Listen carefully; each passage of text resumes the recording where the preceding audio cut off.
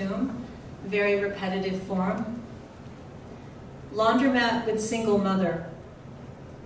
We put our dirty clothes in trash bags and took a cab to the laundromat, where I gave her the cold shoulder.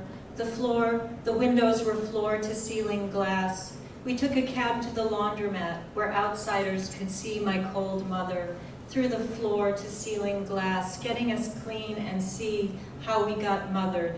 Twice she birthed herself in us, she got us clean. A young mother who folded each piece of cloth. Twice she gave birth.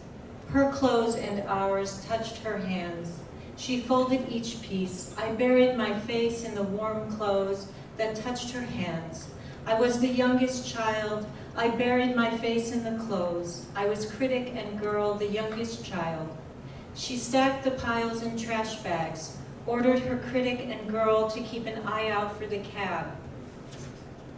She carried out the trash bags when it was time to go, and we watched for the cab.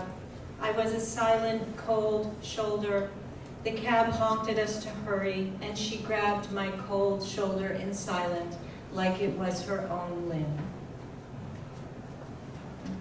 And one more from this book, Liar. And this one refers to Willard Asylum. That was an institution maybe not too far from here. So you may have heard of it. It closed in the 90s.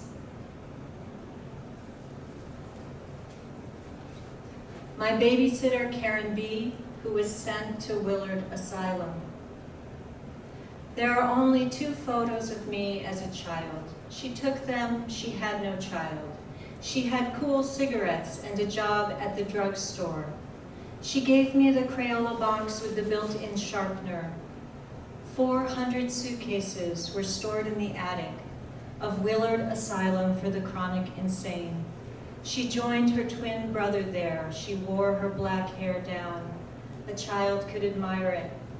She bought me an Easter basket, a stuffed rabbit whose fur rubbed off. She walked everywhere. She painted circles of blush on her cheeks. Loony, people said so. I mean grown-ups who saw signs, who passed her on our street before she started to call and say, remember. On the phone she said, remember. Remember the date we killed her brother, forgetting he'd been committed. I took her hand and tagged along like an animal. She was perfect to a child. In 1995, when the asylum closed, an artist took photos of the 400 suitcases. The photos were put online, the contents laid out respectfully.